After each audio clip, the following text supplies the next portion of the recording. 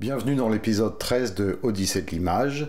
J'ai invité ce coup-ci une amie, Marie Kerrouche, à parler de son image élémentaire. Je me suis rendu tout seul à la croisée des chemins. Alors Marie est consultante en relations humaines, elle est formatrice de la méthode Chamings et c'est aussi une élève de Gilles Farcet de longue date. Je lui ai proposé par ailleurs de prendre part à la co-animation lors du prochain séjour en Écosse qui aura lieu en 2024. Marie a tout de suite répondu positivement à mon invitation à partager une image élémentaire. Alors, ce qu'elle me précise, c'est que elle n'est pas forcément addicte des séries ou des films, et ça n'a pas été forcément tout de suite une image de film qui a émergé. Elle m'a dit qu'elle avait davantage d'images provenant de la peinture, mais elle a quand même joué le jeu en suivant une image de film. Qu'est-ce qui a émergé alors?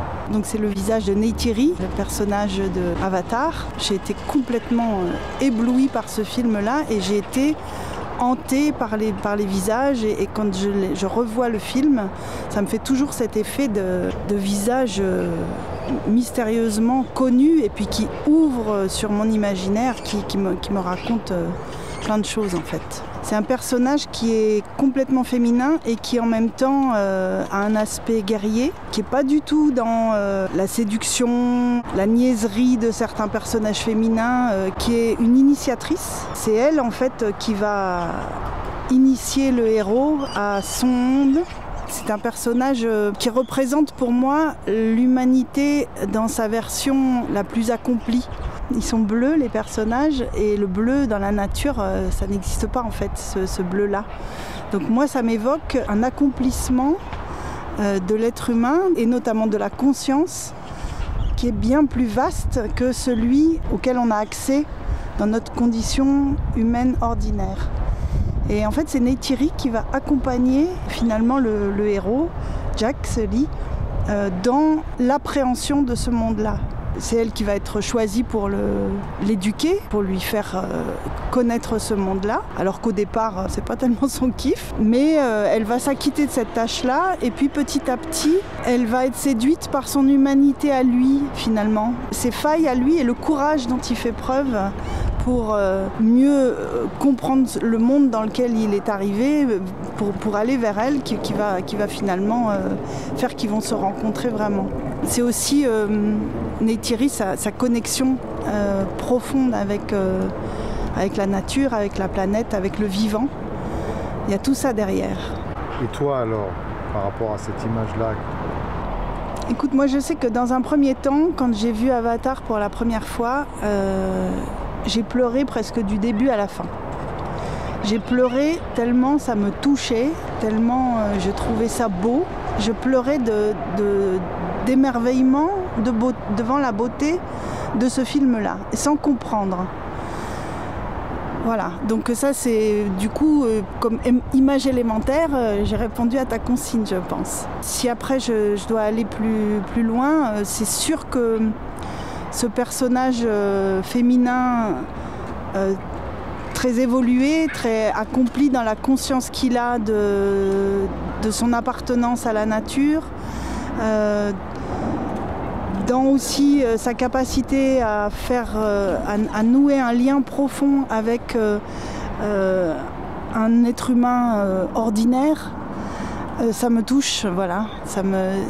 C'est évidemment un personnage comme ça que j'ai envie de devenir. J'ai même pensé que ça me faisait penser à ma mère en fait. Une accompagnatrice vers une conscience plus profonde de ce qu'on est et de comment nous sommes connectés au vivant.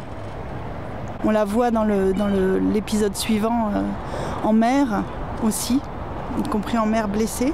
J'aime aussi son côté guerrier, sa capacité, s'il le faut, à sortir les armes et à les manipuler dans le respect du vivant. Donc là, tu as choisi cet endroit-là pour faire ce petit interview. Qu'est-ce que tu peux me dire du lieu? Alors nous sommes à Nanterre, nous sommes au parc du Chemin de l'Île. C'est un parc qui a été construit sur une ancienne friche industrielle.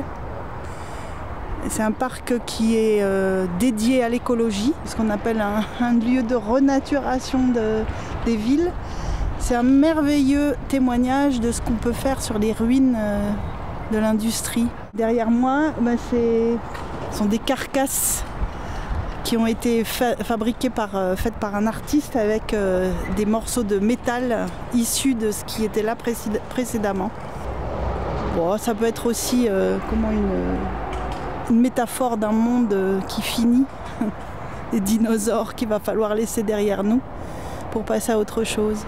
Ça reconnecte un petit peu avec Avatar, là, cette grande mâchoire. Là. Oui, tout à fait. Et puis dans Avatar, il y a la nécessité d'abandonner vraiment un monde ancien pour pouvoir accéder au monde nouveau et avec quelque chose de très radical. Ça me parle, ça aussi, ouais. J'entends très souvent au sujet d'Avatar que c'est un film, il n'y a pas de scénario, c'est plat, c'est hyper linéaire, mais surtout il n'y a pas de scénario. Bah écoute, moi je sais pas ce que ça veut dire, il n'y a pas de scénario, moi ça m'a fasciné complètement, je trouve que c'est une métaphore absolument magnifique de la fin de notre monde et de la possibilité d'une autre manière d'être au monde. Je ne sais pas ce que ça veut dire, il n'y a pas de scénario. J'ai adoré, j'étais captivée d'un bout à l'autre, donc c'est tout. On m'a rapporté que Arnaud Desjardins aurait dit à propos d'Avatar que si on regardait ce film avec le cœur ouvert, on ne pouvait qu'être émerveillé. Merci Marie pour ton partage sur l'image de Neytiri d'Avatar. Je vous invite à proposer vos images élémentaires ou images portes sur le mail qui s'affiche ici. Je vous accompagnerai alors pour partager votre expérience, soit en vous filmant vous-même, soit je prendrai la lecture de votre partage. J'ajouterai un petit mot sur la notion de il n'y a pas de scénario qui accompagne tellement ce film Avatar. Une bonne partie du public qui a vu les Avatar 1 et 2 vont souvent, et qui n'ont pas aimé, vont souvent dire il n'y a pas de scénario. Voilà, je peux vous dire que James Cameron a passé plus de 10 ans à écrire le premier opus. Avatar est un film assez classique dans sa forme, avec une trame narrative tout à fait simple et que l'on connaît déjà, effectivement. On va pouvoir retrouver ça dans Pocahontas, par exemple. Et à partir du moment où je suis emporté dans l'aventure, où je ne vois pas le temps passer, avec des films somme toute assez longs, on ne peut pas dire il n'y a pas de scénario. Ça, c'est un argument qui accroche un petit peu mes oreilles. À bientôt dans l'Odyssée de l'image. La prochaine vidéo, ce sera sur la série Try My Best que vous trouvez sur ma chaîne, qui va relater l'aventure de l'Ermitage Walden, dans laquelle je navigue depuis 2017. À la croisée des chemins, je suis tombé à genoux. Alors ici, ce parc, il a été construit sur une ancienne friche industrielle.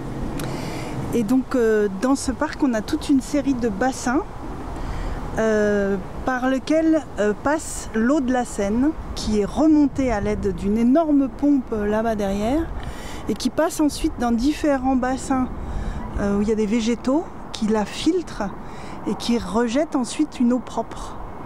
Donc la fonction de ce lieu, c'est de purifier l'eau de la Seine. Pas mal. Pas mal.